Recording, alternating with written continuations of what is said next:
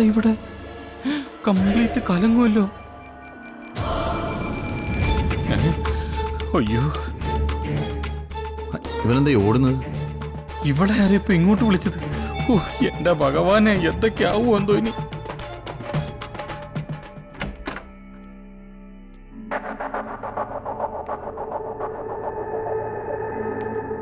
ആരാ? ഞാൻ Malavika. Doctor Mahesh sir പറഞ്ഞു വിട്ടതാ. വരൂ. ഡോക്ടർ മഹേഷ് വിവരങ്ങളൊക്കെ പറഞ്ഞിട്ടുണ്ടല്ലോ അല്ലേ? സാറിനെ വന്ന് കാണണമെന്നും ഇവിടെ ജോലിയൊന്നും പറഞ്ഞിരുന്നു.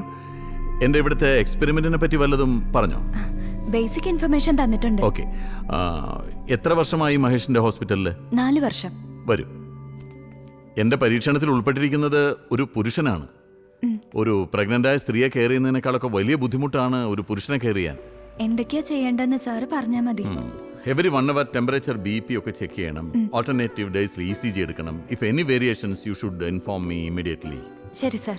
പിന്നെ ചില വൈറ്റമിൻസ് ഗുളികൾ കഴിപ്പിക്കണം. ഫുഡ് ചാർട്ട് നോക്കിയിട്ട് കൃത്യസമയത്ത് ഭക്ഷണം കൊടുക്കണം. ഓക്കെ? ഓക്കെ സാർ, ചെയ്യാം. പുഷ്പ, എന്താ ഡോക്ടറെ? നീ ബാഗ് കൊണ്ടുപോയി നമ്മുടെ ഗസ്റ്റ് റൂമിൽ വെക്ക്.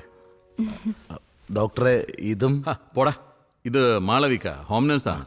ഞാൻ വെറുതെ തെറ്റിദ്ധരിച്ച. ചെല്ലു. നമ്മുടെ കാരിയർ പരിചയപ്പെടണ്ടേ? വാ.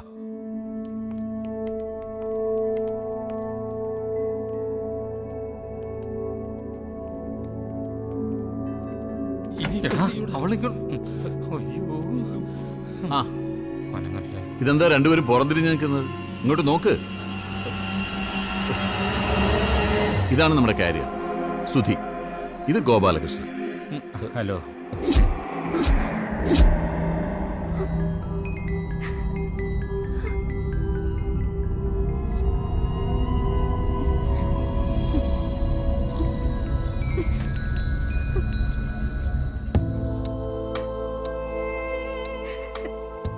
മാളു, മാളു, മാളു, മാളു.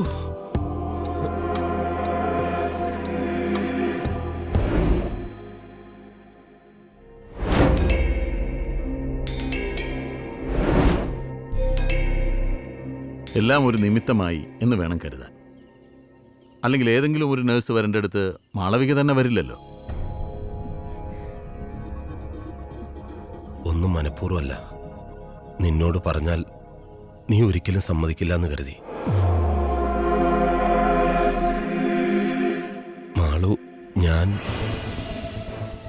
മാളവിക, സുധി ഒരു വലിയ കണ്ടുപിടുത്തത്തിന്റെ ഭാഗമാകാൻ പോവുകയാണ്. അതിൽ മാളവിക അഭിമാനിക്കല്ലേ വേണ്ടത്? മെഡിക്കൽ ഫീൽഡിൽ വർക്ക് ചെയ്യുന്ന മാളവികയോട് ഞാൻ പറഞ്ഞു തരണോ ഇതിന്റെ പ്രാധാന്യത്തെ പറ്റിയൊക്കെ? ഇപ്പോ എനിക്കെല്ലാം ബോധ്യാവുന്നുണ്ട്. സുധിയേട്ടനെ ഞാൻ ഈ രൂപത്തിൽ ഇവിടെ പ്രതീക്ഷിച്ചില്ല. പെട്ടെന്ന് കണ്ടപ്പോ ഞാൻ ആകെ ഷോക്കായിപ്പോയി. ഇപ്പോ ഞാൻ പൊരുത്തപ്പെട്ടു വരിക. Good. Proud of you Malavika. Sudhi, you are lucky.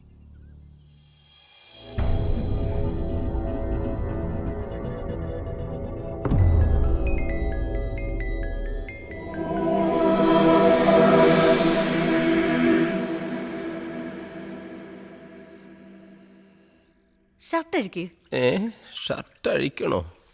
ശകുന്തളെ, അതവിടെ വച്ചേക്ക്, ഞാൻ തുടച്ചോളാം. ഓ,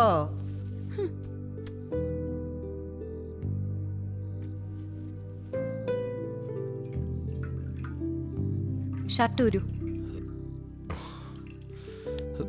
മാളു, എന്താ നീ പരിചയമില്ലാത്തവരെ പോലെ? എന്റെ അവസ്ഥയെല്ലാം ഞാൻ നിന്നോട് പറഞ്ഞതല്ലേ. ഈ കുഞ്ഞിന്റെ ജനനം വരെ നിങ്ങളോടൊപ്പം ഞാനും ഉണ്ടാവും, ഒരു നല്ല നേഴ്സായിട്ട്. അതിനുശേഷം പിന്നെ എൻ്റെ ജീവിതത്തിൽ നിങ്ങൾ ഉണ്ടാവില്ല. നിങ്ങളുടെ ജീവിതത്തിൽ ഞാനും.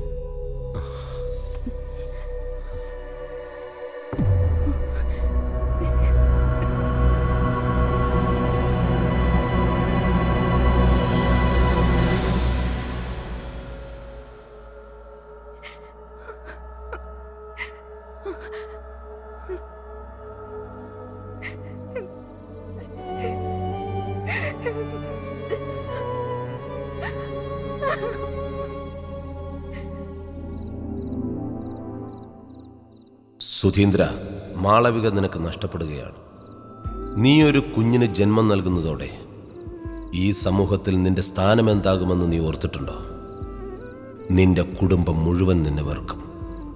സമൂഹത്തിന് മുന്നിൽ അവരെയെല്ലാം പരിഹാസപാത്രമാക്കിയ നിന്നെ എല്ലാവരും ഉപേക്ഷിക്കും. ജീവിതത്തിൽ വിലപ്പെട്ടതെന്ന് നീ കരുതിയതെല്ലാം നിനക്ക് നഷ്ടപ്പെടുകയാണ്.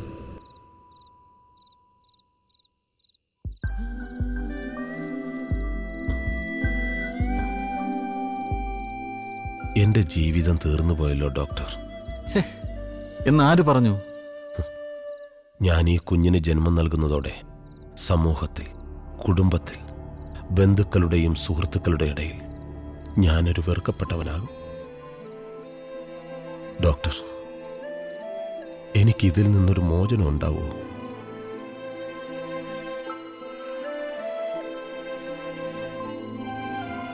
ഇല്ലല്ലേ? സാരല്ല, അതിനേക്കാളൊക്കെ വില എൻ്റെ ഉള്ളിൽ വളരുന്ന ജീവനുണ്ട്.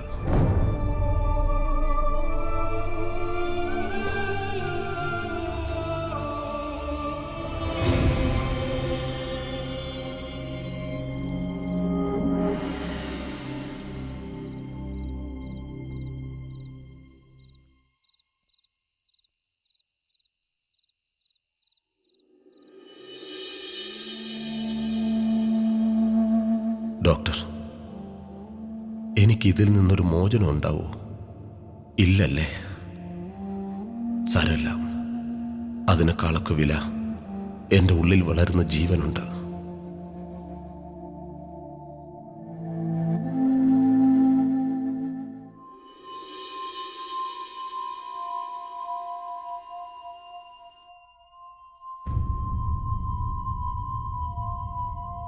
സാർ, എൻ്റെ സുധി ഒരു പാവാ. സാറ് വിചാരിച്ചാലേ ഈ ഊരാക്കുടിക്കുന്ന അവനെ രക്ഷിക്കാൻ പറ്റൂ. എത്ര ദിവസമായെന്നറിയോ അവൻ സ്വസ്ഥമായിട്ടൊന്ന് ഉറങ്ങിയിട്ട്. ഇത് കണ്ടിട്ട് എനിക്ക് സഹിക്കാൻ പറ്റുന്നില്ല. സുധിയെ ആശ്വസിപ്പിക്കുകയും അവന് ആത്മവിശ്വാസം പകർന്നു കൊടുക്കുകയും ചെയ്യേണ്ടത് നീയാണ്. എനിക്ക് കഴിയില്ല സാർ. എന്തുകൊണ്ട്?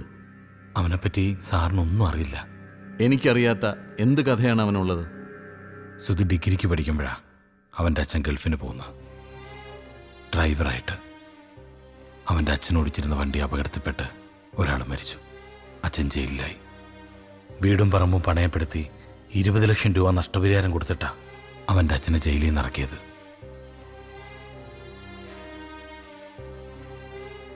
തിരിച്ച് നാട്ടിലെത്തിയപ്പോഴേക്കും അവൻ്റെ അച്ഛൻ ആകെ തകർന്നു പോയിരുന്നു.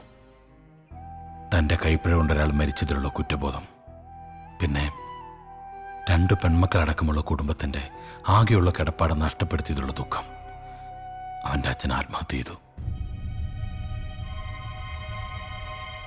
സങ്കടങ്ങളെല്ലാം ഉള്ളിലൊതുക്കി ചിരിച്ചും ചിരിപ്പിച്ച് നടക്കുകയാണ് സർവൻ. സ്വന്തം കുടുംബത്തിനു വേണ്ടി മാത്രമാണ് അവൻ ജീവിക്കുന്നത്. വിവാഹപ്രായമെത്തിയ ഒരു പെങ്ങളുണ്ട്.